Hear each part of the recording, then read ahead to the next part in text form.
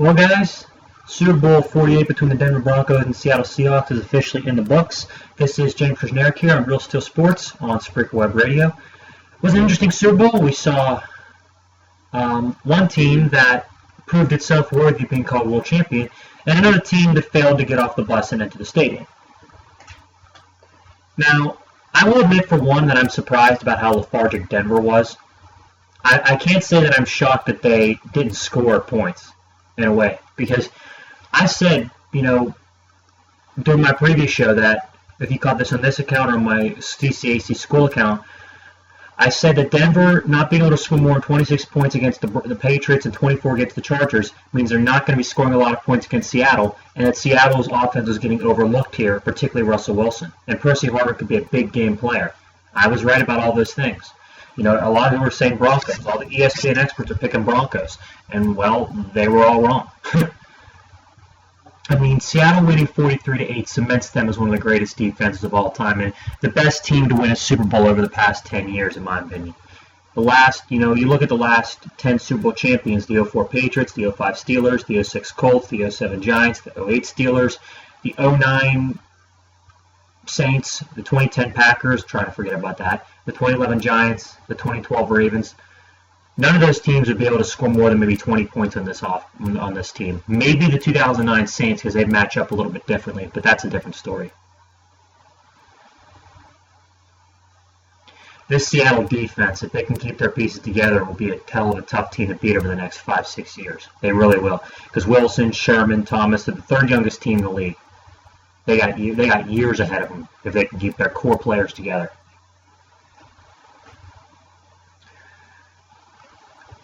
I will go on record saying that I said 30-28, but 43-8. Let's just say it was an ass whipping of biblical proportions this game. Just the stats alone just goes to show you just incredibly how one-sided it was. 12 seconds into the game.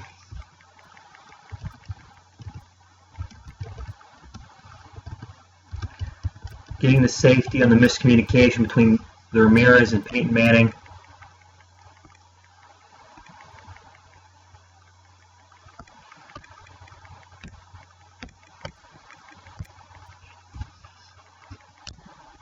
It was just one of those things. It really was. Is that this game from the start was never close. It was never close. If you look at the statistics, Seattle held the edge in third down efficiency, yards per play, yards per pass attempt, did not get sacked once and sacked Peyton Manning once, 135 rushing yards compared to 27 for the Broncos, 4.7 yards per carry for Seattle, 1.9 for Denver. Time of possession, 31 minutes, 53 seconds. Denver, 28 minutes, 7 seconds. 4 turnovers for Denver, none for Seattle. Russell Wilson had one of the best games a quarterback ever had to not win MVP. But in reality, I think that if Malcolm Smith didn't deserve it, I'd have to say it clearly should have gone to Percy Harvin. Because Percy Harvin in this game was clutch. The kickoff return, the couple of big runs that he had, those were game changers. Those really were. And if you just look really at what he's meant to this team and, how much he impacted this game, it just really goes to show you that he was really worth everything that Seattle gave up for him. When they traded for him from Minnesota, yes, they gave up a lot to get him, but at the same time, you knew that they were planning for a year, they were planning ahead. You give him a long-term contract, and now look at next year for Seattle, what you're going to have. Doug Baldwin, Jeremy Curse, and Golden Tate are going to be your secondary receivers. Sidney Rice and Percy Hall are going to be started. Sidney Rice, a former Pro Bowler. Just letting you know, that's a hell of a good receiving core right there. They'll be a top 10 receiving core in this league. They'll beast mode Marshawn Lynch back again in his best. They'll get all their defensive guys back this offseason. That just goes to show you exactly how good this team really is. They're so deep as a team. Like, they have so much more depth than any other team in the NFL that it doesn't surprise me that they got here. As for Denver going away from here, I think Peyton Manning will play in another Super Bowl, and I think he will win one with Denver. However, I don't think it'll be next year, and probably the year before after that. Because by that time, the offense might not have all the same pieces, and they might still, maybe a little bit slow down from this year, maybe only averaging 30 points and not 38 per game. But I think by that time, I think the defense will have come a lot longer of a way. If you look at their defensive rankings this year versus last year, last year they were in the top 5 in every major category in terms of yards and points. And this year, they didn't finish in the top 5 in hardly anything. So that just goes to show you. But this game really started on the safety. When that happened, I saw that snap fly out of the back of the end zone. I thought, that wasn't so much intimidation. That was so much. First of all, I have to say that Joe Namath screwing up the coin toss is funny, but that was more or less a thing of Seattle intimidating Denver in terms of what their reputation was. I think the fact that the Denver Broncos had studied them on film and realized, these guys are good and we're going to have our work cut out for us today.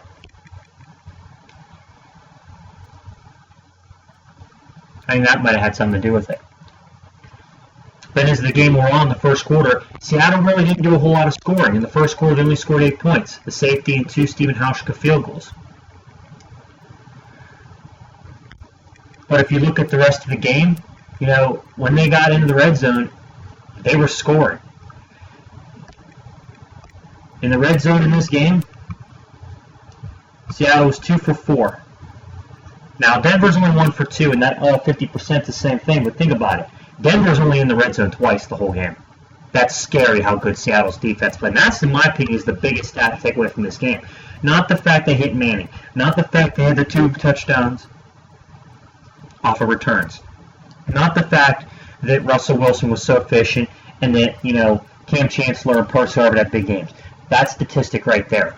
All the times this year that Denver was putting up 25, 30, 40, even 50, 60 points on teams. They play against number 1 defense, and they can't get in the red zone more than twice. That's impressive. That is very, very impressive.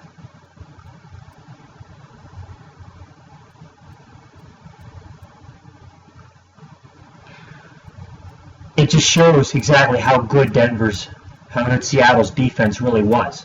And then as the game wore on, in the second quarter, the 2 touchdowns, the pick 6 with Malcolm Smith, and the 1-yard touchdown by Marshawn Lynch, again, just smart, tactically sound, aggressive football. That's all that Seattle did. Third quarter, starting off at the kickoff return, that Broncos kicker Matt Prater tried as hard as he could to deflect it away from Percy Harvin, but it didn't work. And then you have Jermaine Kearse catches the touchdown from Russell Wilson, where he bounces off 10 guys, broken like how many tackles, and that's another thing. This game really showed how poor Denver's tackling is on defense. Is that if they really do not, stop the run, if they're kind of in like an iffy situation, they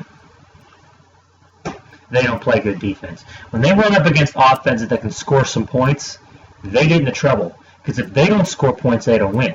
That's one thing, an argument that I'll always say. Offense may sell tickets, but defense wins championships. And you look at the best defenses in NFL history statistically. The 2000 Ravens, the 85 Bears, the 70 Steelers are always at the top of the defensive charts. They won. They won Super Bowls. The 49ers, for all the grace that we give Joe Montana and Jerry Rice, they won Super Bowls because, yes, the offense was good, but teams weren't scoring on Ronnie Lott, Fred Dean, Keena Turner, Eric Wright, those guys. They weren't scoring on them.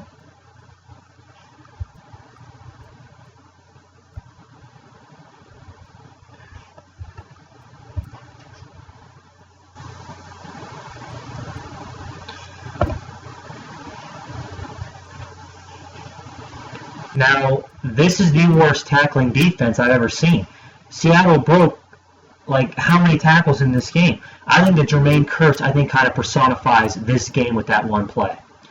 A guy who was overlooked, like pretty much half the Seattle team, Pete Carroll, Russell Wilson, Richard Sherman, Malcolm Smith, all the other guys, Marshawn Lynch, everybody. How bad Denver's defense really was at tackling in terms of their form. It showed how much heart Seattle had, and the fact that Denver, I think, went in this game overconfident. I really do. I think Denver went into this game thinking that, yeah, they're the number one defense, but we'll score enough points to beat them. That doesn't happen. That's what happened in Super Bowl 44 with Peyton Manning and the Colts going against the Saints. They thought they were going to score enough points because they didn't think the defense would stop them. Yeah, flip that script. But in the third quarter, it showed a lot of heart for Manning to get the touchdown pass to Demaryius Thomas, but Doug Baldwin, the game was over by then. Then for the moment that I truly realized that the game was over was when Malcolm Smith returned that for a touchdown. Because yes, Peyton's had some great comebacks in his career. 35 points last year in the second half against the Chargers was really impressive. A couple of the big comebacks when he was a member of the Colts, many of them, like the one at Tampa, they're down 35-14 with 5 minutes left, and he beats them in overtime. This is different. None of those defenses have the same kind of suffocating pass rush and relentless pass defense that Seattle has. When Malcolm Smith returned that for a touchdown, because Denver was driving for a score, they score, they're only a one-possession football game. Malcolm Smith returned that. I'm like, you know what? They're hitting Peyton Manning all game long. They are not going to be able to adjust this at halftime. This game is over. And the fact that Seattle was absolutely... The time of possession isn't really vindictive of how much Seattle dominated this football game. Their offense was their second best... Their offense may not have been as bright shining as their defense in this game, but I'll tell you something. Seattle's offense saved their defense. You look at the fact that Seattle's defense was fresh as a daisy that whole game, despite crushing their opponent drive after drive after drive after drive. And then you go ahead and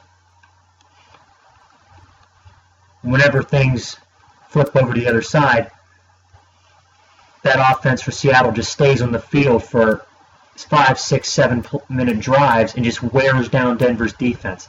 That's what you saw all game long. And by the time Doug Baldwin scored that fourth quarter touchdown, you could have just stopped the game right there. 43-8. There's no way Peyton Manning's getting 35 points, let alone 10 the rest of this game.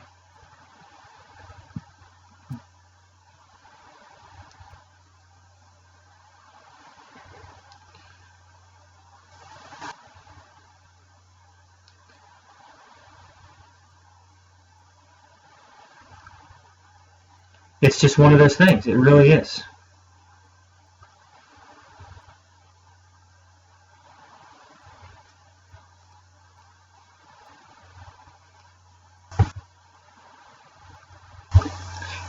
Because I've really been watching football and really following it. I have to say probably around the time the Steelers went on their run to get their 5th ring. That's when I really started getting into it. More or less that fall into the rest of that, winter, and then on and on and on.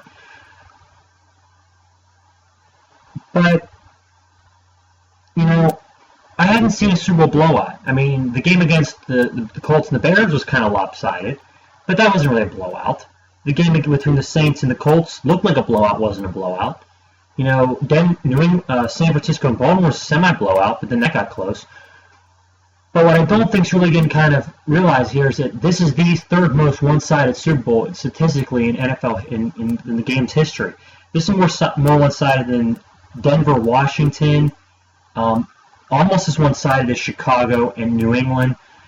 That just goes to show how good Seattle really is. This game, people will say, well, Denver didn't have their best game and if they'd have played better. I don't think so. I don't think you can say that because Denver went out there, gave it everything they had, and tried everything in their arsenal. It did not work. This wasn't as simple as a team just not playing well. They ran into a buzzsaw. I said it, Seattle secondary and that defense, if New England ain't giving up more than 26 points and San Diego ain't giving up more than 24 points, I only said 28 to sound reasonable. If they would have scored 28 against Seattle, I honestly would have been shocked. Think about it. those two teams have no defense to speak of. If you just look at the rankings, those